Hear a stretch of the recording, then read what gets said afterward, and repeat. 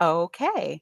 Welcome to See Mom Learn, the homeschool pep talk by Tahira Golson. Today we welcome Tyra Lane-Kingsland. One of our goals in See Mom Learn is to try to fill the cup of homeschool, home educator, moms, parents who are in it for the long haul. It's so easy to get depleted. I'll welcome Tyra. And, would you like to tell folks a little bit about yourself? Hey family, my name is Tyra Lane-Kingland, mom of six, ministry leader, homeschooling mom, but most of all, daughter of God. I love it. I love it. So, just to whet our palates before we dive into the questions related, I know you really have a passion in health and nutrition, but let's set the context there as that like kind of crosses over with homeschooling. So, can you tell us a little bit about where you are in your homeschool journey now? Well, I'm so excited to share that I just graduated my homeschool student. Woo, woo, woo. Woo!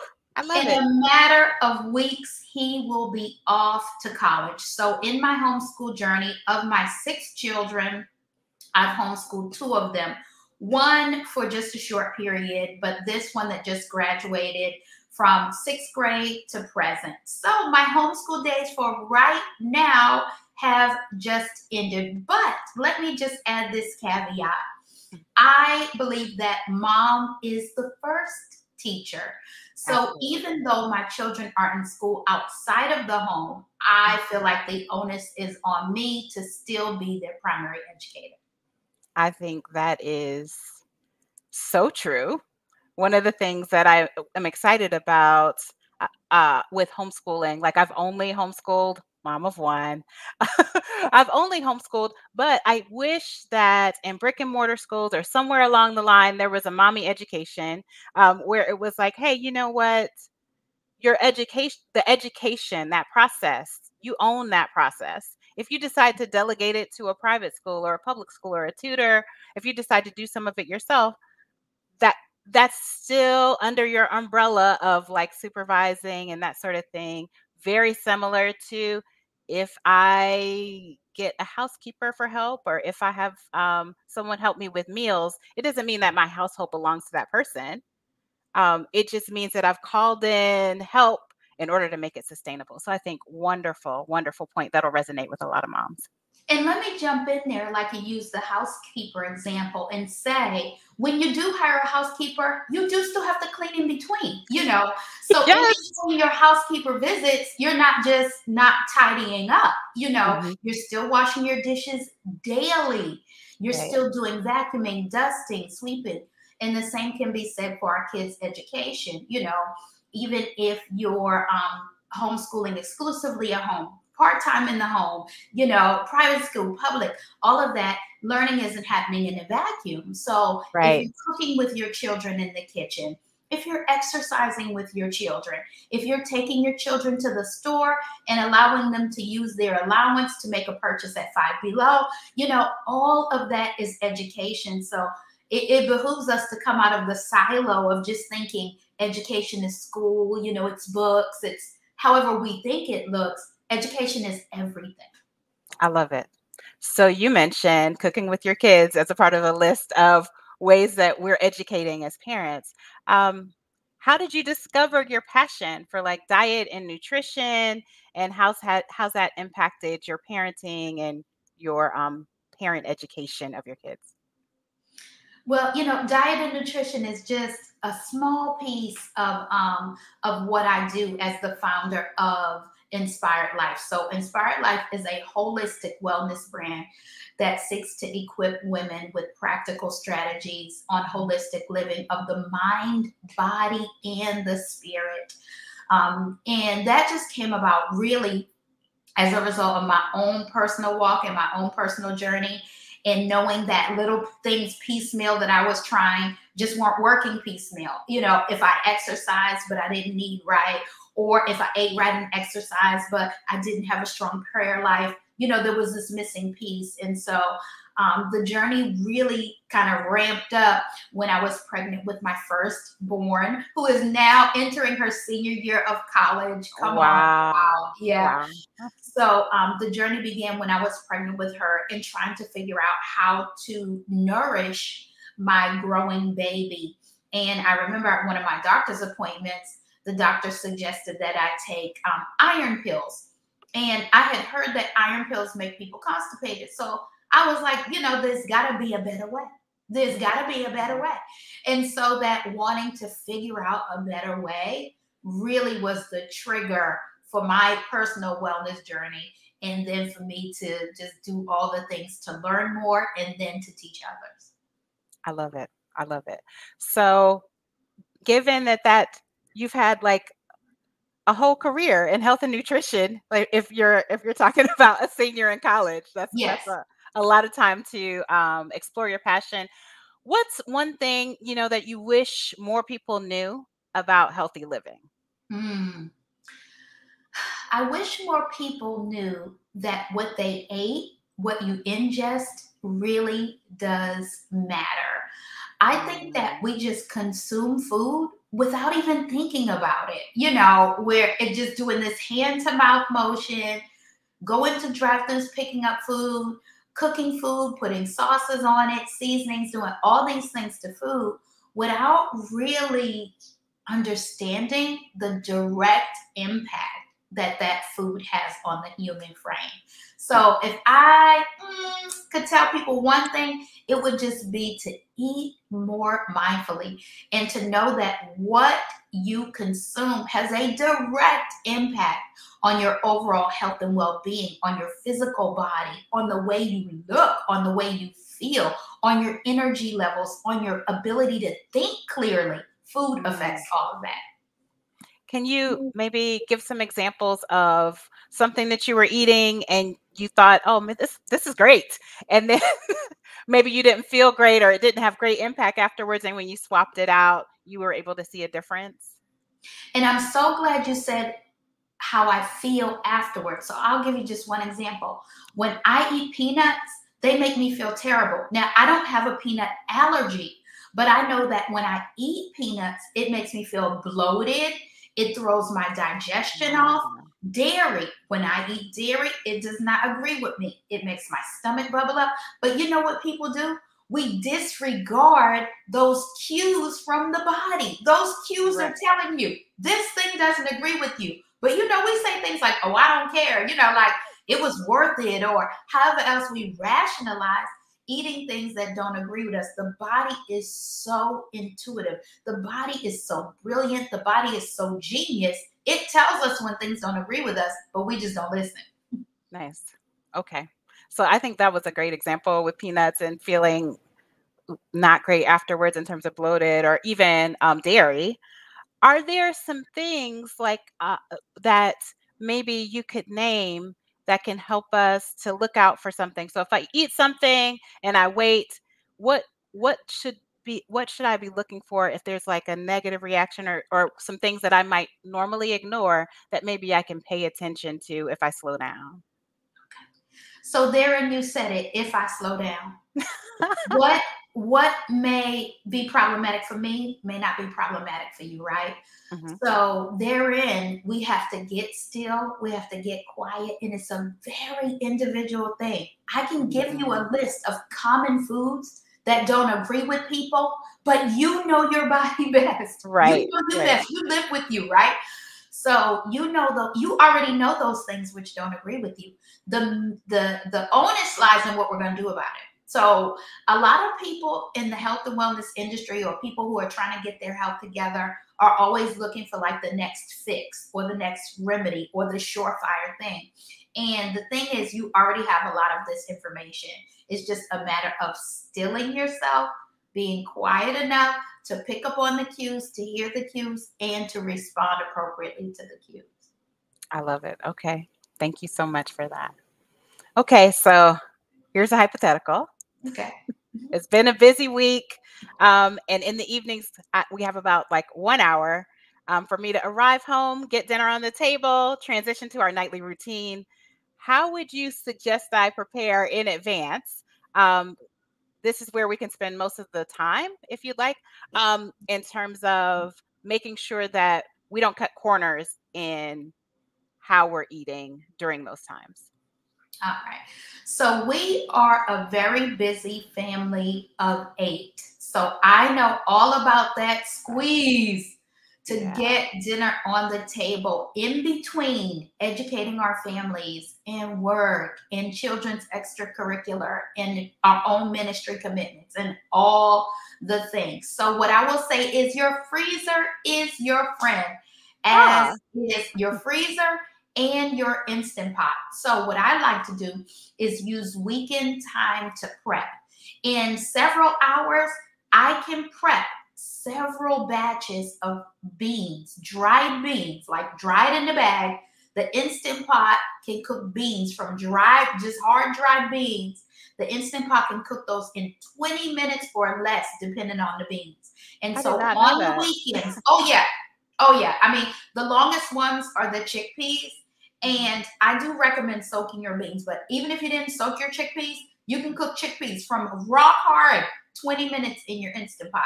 So what I suggest we do is use weekend time and what I call inactive cooking time to Mhm. cook things in batches. You could cook your brown rice in batches, your quinoa in batches, your beans in batches. So you could do your grains, your beans in batches, and then you allow those to cool, and then Mhm. you can freeze them. And so right now in my freezer, I have stocked all different kind of beans. I have at least 7 different kind of beans in my freezer right now. I have different kinds of grains in my freezer right now. So when we come home that late evening and we're Mhm. trying to get everything together, we could do a quick like Chipotle at home. People like Chipotle, right? Yes. Well, you do Chipotle at home. And maybe the only thing you have to do in the moment is chop your peppers and onions. But you could have had your meat seasoned and cooked and have that in the freezer. You could have your beans ready in the freezer. You can have your rice ready in the freezer. And it's just a matter of taking those things out, reheating them, and maybe at the time you only have to prep some of the peppers, and you have a kid help you pound out some guacamole, and there you go. Chipotle at home. Dinner is done in less than 45 minutes. I love that you squeezed in a homeschool lesson. I also love this shift, which I think is really attainable, of not perusing the freezer section in the grocery store as much as creating your own freezer section, knowing what went into those items, and being able to pull from that really quickly when you're in a pinch. So Yeah. I think sometimes you like will read a recipe or watch a cooking show and they're like, this will be really simple. Just have one vanilla bean from Madagascar on hand, right? But the things that you mentioned are available everywhere. And I think that that's really a time saver. And So I, what's practical is also sustainable. Mhm. So, maybe we do that vanilla bean recipe, but maybe we do that on a holiday break and not in the midst of all of the weekly going on. So, ah, just for our regular, weekly day in, day out, let us do what is realistic, what's sustainable, but what also nourishes the temple. And then after that, when we know we have more bandwidth, then we can try new things. I think that's fantastic. I also notice in my social media feed, right? Folks talk about, oh my gosh, how did my kids get to college? And they don't know how to cook anything. Like they don't have any survival skills. But when you think about the busy schedule at home and when you're having an opportunity to transfer that information, sometimes those moments get missed for like big, loud things and those little things that will sustain you throughout life. Like we might miss out on that opportunity. So I really appreciate you talking about not just meal prep, but meal prep and including the family where it's appropriate. Exactly, because we are raising adults. We're raising Mhm. people who we want to be able to sustain themselves. For example, right now, my son, the one who just graduated homeschool, is getting ready to go to an event. Now, normally I take his shirts to the dry cleaner, but he wore them. I mean, I prepped his shirts, I took them to the dry cleaner, but in the interim, he wore them. He has an event tonight and he needs your shirt. So, you know what he needs to do? He needs to launder his own shirt, and now he needs to starch it and press it. And he's like, Mommy, how do I get the little, the little lines out and the little creases? Well, I've taught Right. you how to iron. You get that starch, you pull out that ironing board, and you make it work, right? Because we're not going to be there forever to do these things. And we want to be able to raise adults who are self sufficient. I love it.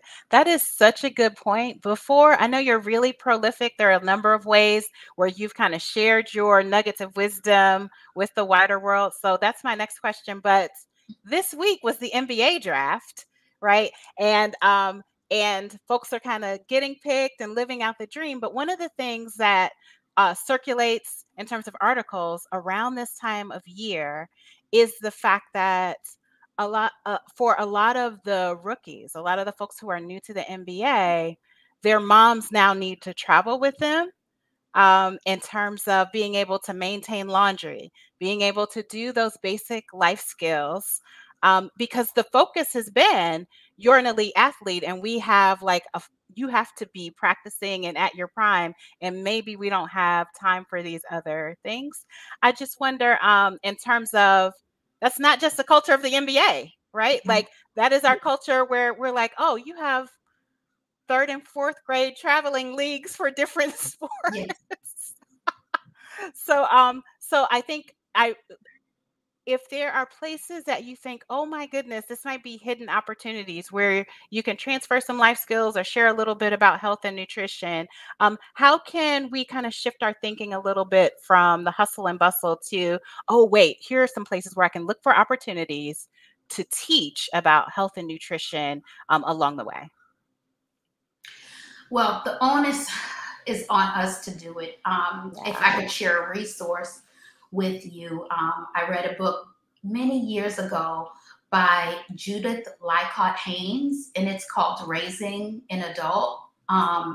And I Oh, may be like screwing up the title a little bit, sure. but We'll put it in show notes. yeah, but it's definitely a resource that I think parents need. And I want to say she also did a TED Talk. But again, Oh, remember nice. we talked earlier about slowing down, right? Hmm. Hmm. So we have to slow down as parents in order to see maybe where the gaps are. I believe that every parent is responsible for being a student of their own children. So we have to study our children. We have to know their shortcomings Ah, so that we can identify them. And then the onus is on us to create opportunity for them to get those basics. I shared an example earlier of taking our children to stores like Five Below, Target, for them to be able to know how to use money to hmm. make a purchase on their own, to know how to count their change back, right? Right, If right. we're not conscious, we won't think of that. What? Because we surely knew how to do that. We could walk to the corner store with our $1 and we Right. had to figure out, am I going to get chips and a juice? Am I going to get candy and chips? Am I just going to get cookies? We had to figure out how to use that dollar, but our kids are not afforded that opportunity today. So, something as basic as that. We got that math lesson in there, but we also have that practical life skill, grocery stores, exercise. I mean, all of these little things. There are so many Sure. avenues that they can learn from. I love it. You bring up such a great point because I feel so fortunate that like my little one is turning 9. Um and so she turned 9 in May. When we were doing basic math and learning about like the Dollar Tree was actually still a dollar. So it meant she was able to kind of calculate at more quickly than now. The Dollar Tree has all the different prices. And so Five Below has been our saving grace in terms of kind of seeing, okay, how I have this amount. Where am I going to get the most bang for my buck? What Yeah. am I going to put back as along the way in order to make sure that I walk away with what I want? So I think those are great lessons that don't take a lot of time. Right. Yeah. Exactly. They don't. They don't. And we're also teaching, stewardship over your Mm, resources, over your things. There's a lot more buy-in when you use your birthday money to buy that as opposed to me using my money. right. That's so true. Okay. So we talked about how to squeeze in lessons for our learners, for our children, right? I wanted to do a little pivot and talk about how we can squeeze in lessons for ourselves. I know I've heard folks say you can't pour from an empty pitcher, right? And so part of being homeschooling or home education, part of motherhood being sustainable, is that we fill our own cups. And I know that you have really dedicated so much of your ministry to filling the cups of young moms, of moms at every point in the journey, parents in general, home educated, all of it. And so I want to ask you a little bit about how people can connect with you for upcoming projects. Let's start with short form and then maybe move to long form, because I feel like you shared a little bit about stocking your freezer, but there is a place that we can go, right, where maybe instead of individual ingredients, you're sharing whole recipes. All right. So you mentioned the women that I serve, serving moms. So I didn't mention before, so I'll mention it now, that I am the director of a mom's group, and I've had the honor of serving as the director for over 12 years now. Before that, I was the secretary for many years. So I've been in mom's Awesome. ministry too for over 16 years. And in those experiences, I have seen it happen to women, and I've had it happen to myself, where I have been depleted, Uh, defeated, and yeah. empty. And it really is a dangerous place. So we hear that adage of put on your oxygen mask and fill your own cup, and it can almost become like a trite saying. But let Mhm. me tell you something, it is necessary. And not only is it necessary, if we don't do that, the fallout of that, not only will we be physically depleted, emotionally depleted, spiritually depleted, but we Yeah. can also enter the space of resentment. And when we're resentful of Mhm. our role as mom, wife, educator, it can breed bitterness, and that bitterness can breed anger, and that anger can breed rage, and it just turns into a whole thing. So it Right. will behoove us to identify what soul care activities are important to us, and for us to nourish and nurture ourselves. So not only with food, Right. socially, emotionally, spiritually, and mentally. So I just had to put that in there. No, I I'm so glad you did. I was going that way, but let's flip it around. I was saying let's start with the short stuff, but you started Yeah, macroscopic, right? But I think yes.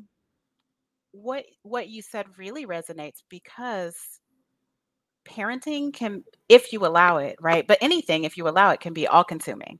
And then you kind of forget. Like I remember being a mom of a toddler and a friend asking, "Hey, what are your hobbies? Like, what do you do for fun?" And I was like, "What is that?"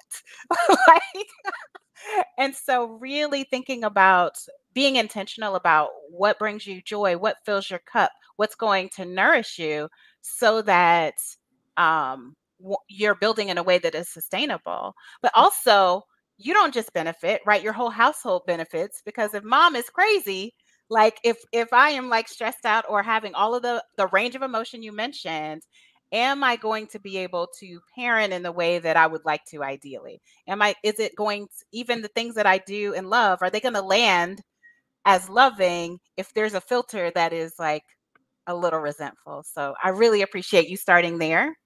Um, and so that is a big task, to think about what fills our cup and to be intentional about it. And I know that you've taken that on, not just in-person events locally. So definitely in Maryland, we're able to look at your website, we're able to come to some of your in-person events. But you've also taken on this work and become a published author. So I'd love for you to share a little bit about your titles, so that moms can take a look at them and say, oh, here's where I can start with filling up my cup. Yes, thank you so much, Tyra. Yes, thank you so much. Yes. So, folks can find me first and foremost on all the socials at Inspired Fully. Folks can connect with me on my website, inspiredtolivefully.com. And as you said, I am a published author. I published my first book 7 years ago. It's so hard for Oh, me to believe. really? Yeah, it was that long ago. Okay. And I thought I was going to write a book on wellness. Mhm. But no, my first book is called Purposeful parenting. And it's not just like, a list of 10 to dos on how to get your kid to act right. It really is this examination of oneself in dealing with what's in our own hearts, so that we're not parenting through this filter of our own hurt, trauma, shame, and all the things. So purposeful Right. parenting Mm-hmm. is my first book. And that's available on Amazon. And I have written a couple of other books that are on my website that are ebooks. I've done a devotional that's a deep dive into Psalm 46. It's one of my favorites. It's called Solace in the Storm. And when I say a deep dive, Mm-hmm. it really gets into all the nuggets on the behind the scenes of the psalm, and then it's a 7-day devotional. I have a 30-day recipe salad book, 30 days, 30 ways to Yes. salad heaven. Yes, and I'm currently, the smoothie book is coming soon. In fact, in just a few months. So y'all be on the lookout for my smoothie book. And then I blog in several places. I'm a writer for several like online Christian publications. So I'm always my pen is always moving somewhere. I love it. I love that you're so prolific. You heard it here first. I can't wait until the smoothie title comes out. Here's what I promise to include in the show notes. Of course, your website. I believe, tell me if you've updated or changed. If folks go to the website, there are a few recipes that folks can follow if they're starting from scratch and they're like, "Oh my gosh, how can I start? How can I take the first few steps?" So I think we'll make sure we link the website and how to connect to you. We will add how to purchase your books, um, and uh, and the title that you mentioned earlier of the book that was filling your cup so that you could fill other parents' cups. We'll make sure that those things are all included. So I want to share a story about how our paths kind of crossed. But I want to, before I do that, I want you to think about if there is something that you wished I had asked, or that even in the way that the conversation progressed, you were like, man, I didn't get to add this part in, but I think it could really be beneficial. Are there things that are top of mind that maybe we didn't get to cover in the couple questions that I had prepared? Only one, and that is how critical it is for women to care for their soul. So Mm, I would just add a little nugget about what the soul is and how we care for it. To me, that's so important. right. I think we live in a society, right? Like our current events is we're hyper focused on like the surface and appearances. So such an important point. I'm glad that you were able to loop that one in. Okay. So I am a late bloomer. I became a mom like when my friends had like middle schoolers and high schoolers. I was 36 when my daughter was born. And so I was kind of looking for mommy tribes, and I was like, okay, I'm going to like go on the internet and these meetups or Facebook groups, somebody's going to tell me where to go where I'm not the only one looking crazy with a toddler, right? And so one of the places that moms go is like the library, story time. That's one of like those first outings where I was like, okay, if if she spits up and I change her clothes and then she spits up on me and I change my clothes, we can still get to story time and we'll get there and it's only 30 minutes. So there's no emergencies. We'll get home. It won't like we can do this. So we did that for a few times locally at our local libraries. Thank goodness for their preschool programming starting at infants. Yes, libraries, my favorite place. But we happened to be at a period of time pre-COVID where if you were late to story time, they would lock the door. So I was like, let me get my life together with this 6-month-old and try to get my, like, that was our one outing for the day. So that was a bit of a challenge. We adjusted and story time started. Of course, things get easier as as the diaper changes are less frequent and then potty training, right? And then I actually joined a club for moms that I thought, oh my gosh, I see their social media presence. It's going to be great. And as I joined the club, nationally, the club started to fall apart due to DEI Mm, issues, mm, inclusivity, right? mm, And I think the history of the club was this is like elite moms or socialite moms getting together. And mm, when that demographic changed, the leadership didn't change, the guidelines didn't change. So it ended up with this huge backlash. And Mm, so there was like social media campaigns and articles online. And I was like, I just want to go somewhere where I can have a mom tribe. And so yes. I was able to come to your mom's ministry. Well, of course, the church's mom's ministry, but this is where I first crossed paths with you and your leadership. And it was really remarkable to me, because at the time my daughter was not in daycare, that I could come receive a lesson, and be embraced by veteran moms. And then my child, who was not trying to hear like diversity in eating, that was not Mhm. happening. She would come for the day, sit with the kids, eat lunch, and whatever was put before her, she was cleaning her plate. I was like, what is this magical place? Show up, like I would show up to a day that we were meeting, and a mom would have just bought clothes that their kids grew out of, or maybe just books. And the way that the moms took care of each other, not because there was a clique, but because Mm, there was this common bond, I really, that doesn't just happen. Like, it's intentional. It has to happen with prayer. So I really appreciate the normalization of moms being able to come together, not be competitive, cheer mm, each other on, and mm, to fill each other's cups. So not even when we came, it wasn't, let's all turn and stare at Tyra and wait for her to fill us up. And then afterwards, we'll critique what she said. Like, that wasn't the culture of it at mm. all. It was really taking care of each other. And so I know that that doesn't happen by accident. I know that it happens through being very intentional and deliberate in prayer. But even with that, it doesn't always, we don't always get there. Right. So it was really amazing to me. And it was also a group of moms where it was not uncommon or weird or put up, put in a strange box if you were desiring to homeschool. So Mhm, all of those mhm, things were feeding me before my daughter was even school aged to mm, even mm. be able to start that formal homeschooling process. So I just want to thank you for that. Thank you for coming and sharing a little bit about how you can not just fill the cup in those individual in-person things, but even how you pivoted in a way where when we could not be together in the same room, you were still pouring into the community.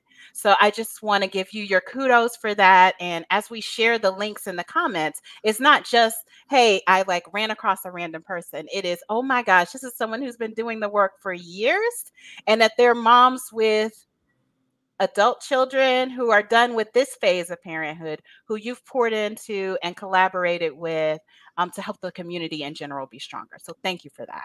Thank you so much. Thank you so much. I am holding back the tears so that I don't make Oh, my mascara run. Moms are so near and dear to my heart. So to hear you articulate what it was that your needs were and how your needs were met, it just warms my heart because motherhood really can have us living in a silo because we're so into our own orbit of our own home mhm, mhm, or our children's activities, and we're spinning in those orbits that sometimes it's hard to pull out of that to be in the context of the larger group. And community is so important. So I want to implore all the mamas watching right now, if you are not in community, I challenge you to do the brave thing Tahira mentioned. She said, I Googled, like, I know I need people. I could at least go to the library. That was such a bold, courageous step because it meant she had to leave her house even if she didn't comb her hair that day. She left her mhm, house even if she didn't take a shower. She left her house even if she had the diaper blowout. You know, all those things. And even when our children get older, am I going to leave my house if I'm in the middle of a homeschool lesson? Am mm, I willing to leave homework even though I may be afraid of what people think about me? Am I going to leave home even if I'm an introvert and really, for real, I've done enough peopling all day? That takes courage. So I want to salute all the courageous moms out there who are doing the thing and pushing beyond themselves. And for those who haven't quite got to that place yet, I just want to encourage you that you do need community. So your people are out there. Go find them. I love it. I think that is a brilliant way to close. And so I just want to thank Tyra Lane-Kingland for the interview today. We'll definitely put the ways to contact you and to approach your resources in our show notes. But until next time, from See Mom Learn, we're wishing you love, light, and living books. Thanks so much.